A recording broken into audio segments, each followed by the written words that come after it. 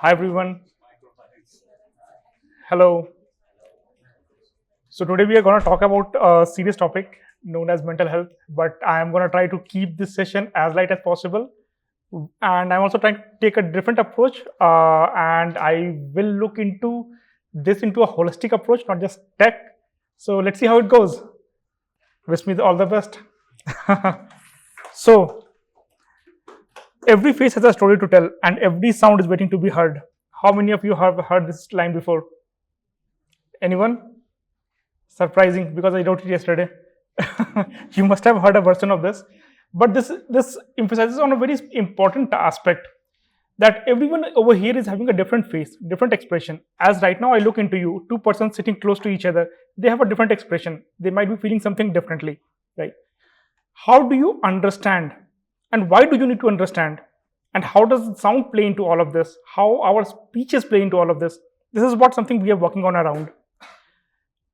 There is a famous saying goes on that a people staying in a crowd always feel the most alone. But why is so? Why is no one able to hear them? I have been working in this field for last few months, and while doing so, I came across a very interesting research paper, primarily conducted for Canada, but this is something that is very applicable throughout the globe. Mental health is one of the very critical aspects of any human being. If before I jump into this, let me give you a context. Like, what is mental health? Anyone would like to answer? Maybe 2-3 words. No. Okay. So humans are built of two aspects. One is physical, what you can see, face, bones, skin, and everything around it. Second is our emotions, our feelings, what we feel, what we understand, how we interact. That is known as our emotions. Some people also say it our soul. That is an aspect which is currently underserved in the whole medical segments due to a lot of factors, primarily financial constraint. Medical mental health treatment is one of the most costly when it go over time. A particular session in Bangalore costs something around 2,000 to 10,000 rupees for an hour. If you go to Western countries or the so-called developed worlds, it can go up to 200 to $1,000 or even more per hour, which is humongous. Almost 90% of the world isn't able to afford this on a consistent basis. Second is social stigma. Hey, I will go to a medical professional. What will people say? Pagal ho gaya hai. How will you fix that? We need privacy over here. Third is lack of awareness. Many of us doesn't even know that we are having mental problems. For example, we woke up, fought with our girlfriend or our wife, came out, a car went by very closely. Now we are having a very high impulses. Went to office, boss shouted. We put the resignations and came out. What needed over here is a break. Just 2-minute break. Call a friend. Talk to them. You will get very relaxed in that time. You didn't even knew that you are having a mental problem. When you hit something on your leg, you know that there is a pain. You need to apply Dettol or something. But you don't know in case of mental awareness. There is a very huge lack of awareness. Fourth and most critical is limited availability. The availability of mental health professionals throughout the world is very low. This is especially bad in the developing economies like India and underserved economies like which is still developing the whole Medicare segments. This is a WHO report and a derivative from that report, which says there are around 720k medical professionals in the world in the mental health segment, which is serving around 8 billion people. So if they have to talk to everyone, they would have some 7-8 seconds per patient, which is not even time to say hello. How are we going to tackle this? Myself, Apoorva, I am here to talk about it. I am a director at GeekyAnts. I work with our AI team at GeekyAnts, and we are trying to solve this problem and figure out what's the best way to use AI in helping this.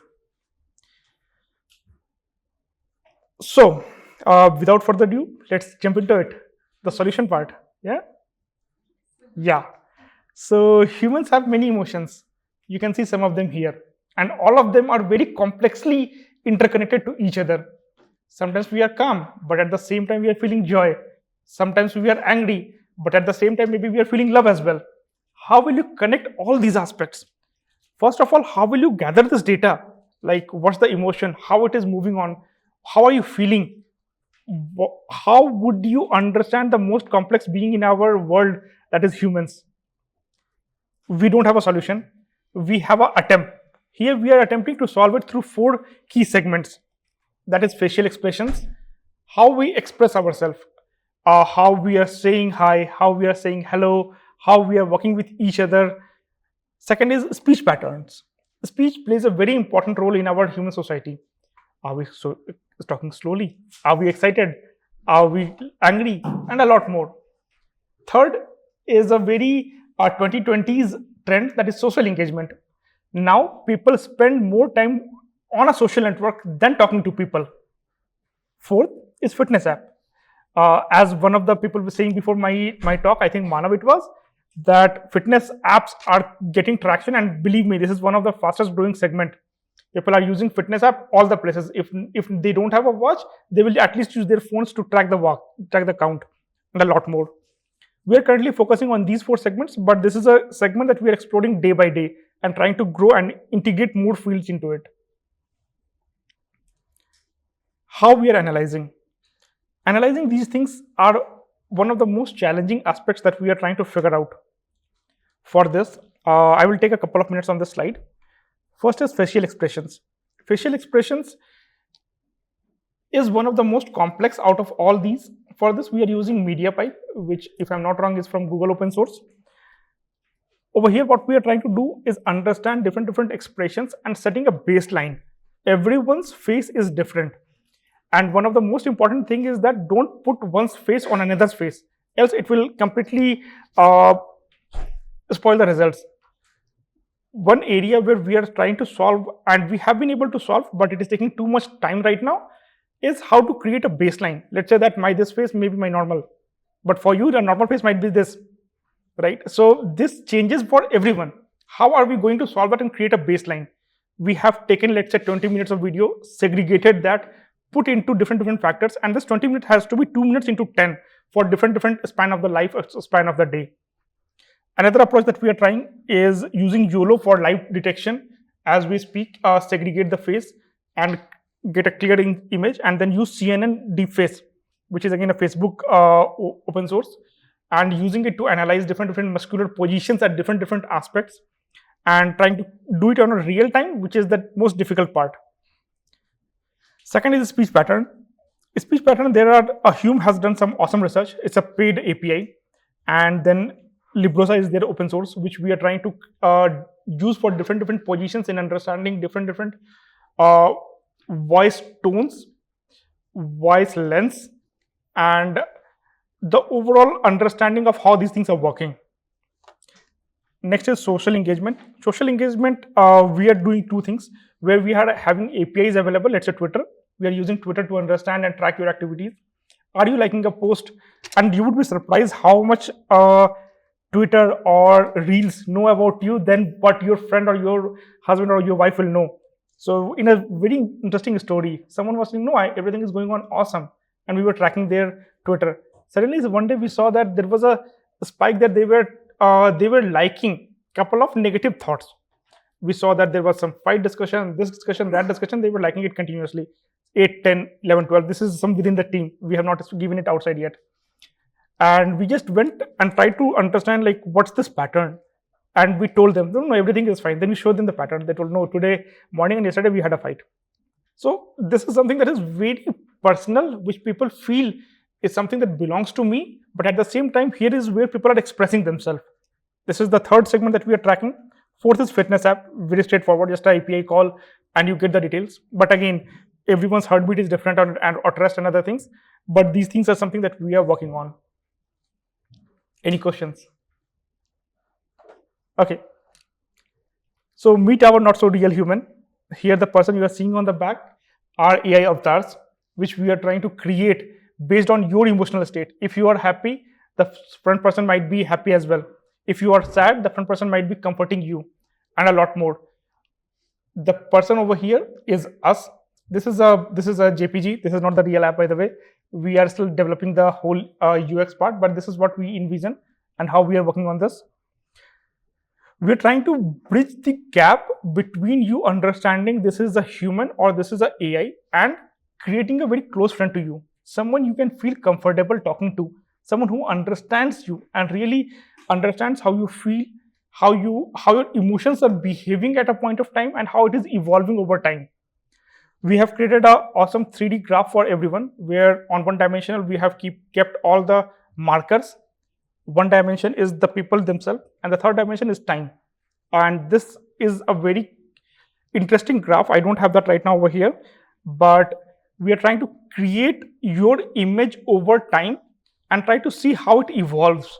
So for 1 or 2 persons, including myself, I have done that for last 3 months, and we can see how a person changes on weekend, how a person changes on a day basis, and it's very interesting. And the conversation they have with the app is completely different.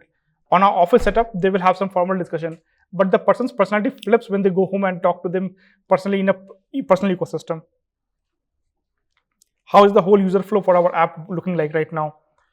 We have a very simple mobile interface, which is taking up all the input parameters, and then we are passing it to a LLM. Currently it is GPT, but we have also tried Llama 3.2. DeepSeek is something that we are exploring right now. We haven't integrated that. And after the initial input that it goes through it, we are passing it through a humanizer. Humanizing has been one of the challenges for us, because when we talk about LLMs, they have been trained on hundreds of years of human written history, which is very bookish, but that is not what we follow on a day-to-day basis.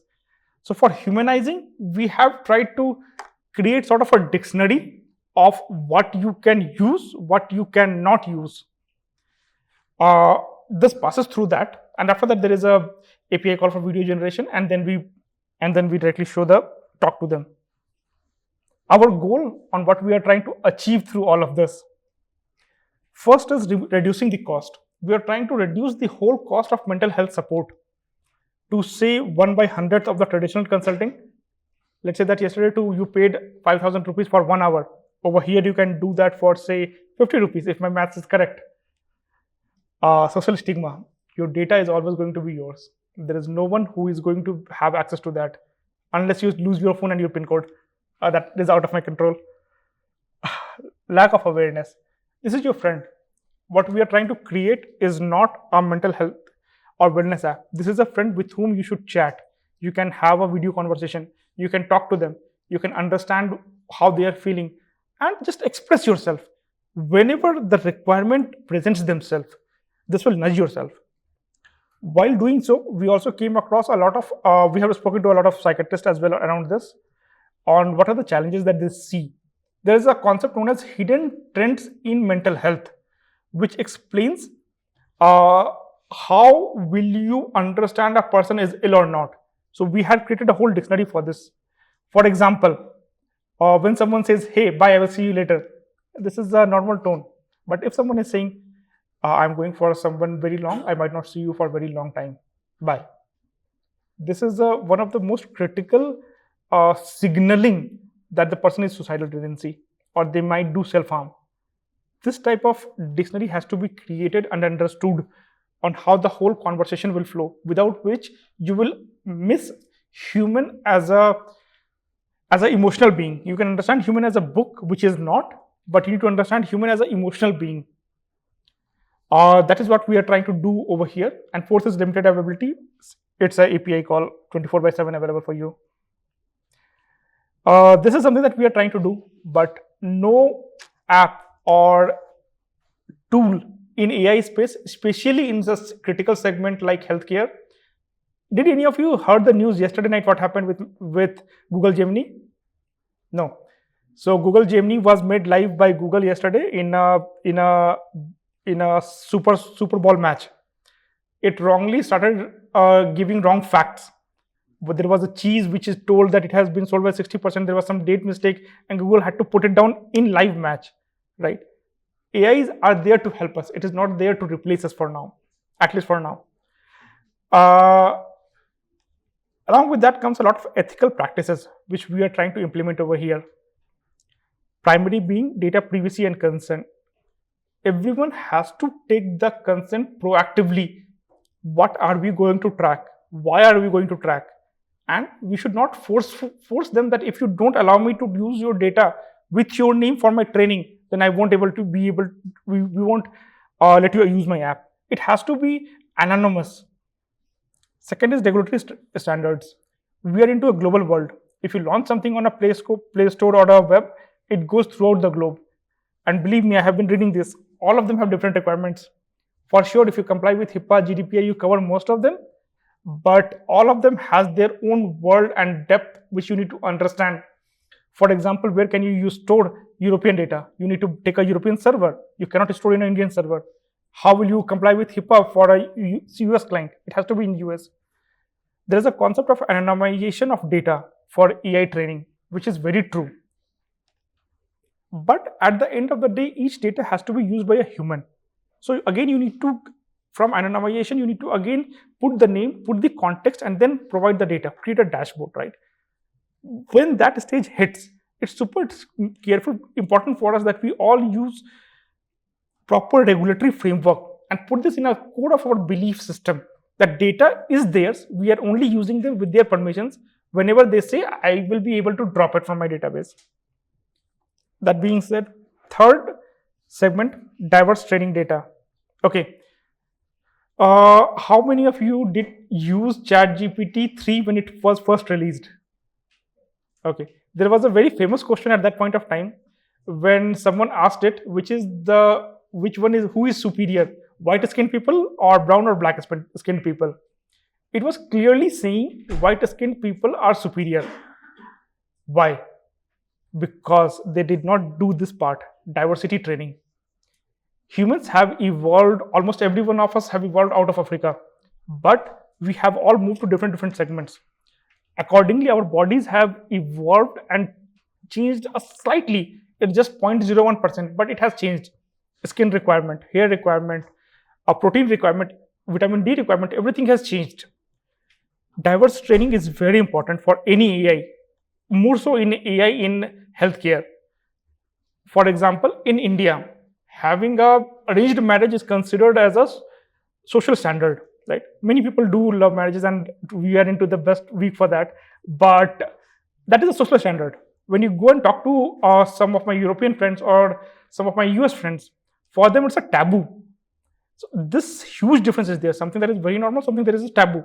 And again, if you go to Middle East, things that there happens very generically might be a taboo for someone in India. Within India also, we have many communities. Activities of a community is a taboo for other. So you need to make sure that your data is diversely trained. You cannot take 10,000 sample on random. It has to be 2,000 into 5 or 1,000 into 10 from different segments. And while working on mental health, this is something that we had to specifically focus on, that how we can include different data and give it equal weightage. Fourth is risk management. As I told, AI is not here to replace us, but support us. With this, I think I will conclude my talk, but I will leave all of you with a thought on how we all can work on this and try to make it real on a live call within a few milliseconds, how we will be able to do all this and more. So if anyone is willing to discuss on this, I'm happy to talk, happy to understand your thoughts, explain my thoughts, explain our challenges, primarily being first, to do everything concurrently in an affordable manner and having it stream back to the user. Second, how to do all this in an anonymous manner. Data is coming, it's going to LLM. In between, you have to parse the name. In between, you have to remove few things. Again, you have to add them when you are responding back. How are you going to do this whole transition? These are the two key factors, but with large data set like this, where you are generating, say, 100 images per second and the equal volume of sound and more, how are we going to store it? How are we going to keep a log? And one of the factors that is missing over here, which we don't know how to incorporate, is verification of AI. For example, AI has given some recommendation or talk which is very toxic. How are we going to filter that out? This is an open challenge, but the whole mental health world is moving towards this. Let's all work together to solve it. Thank you.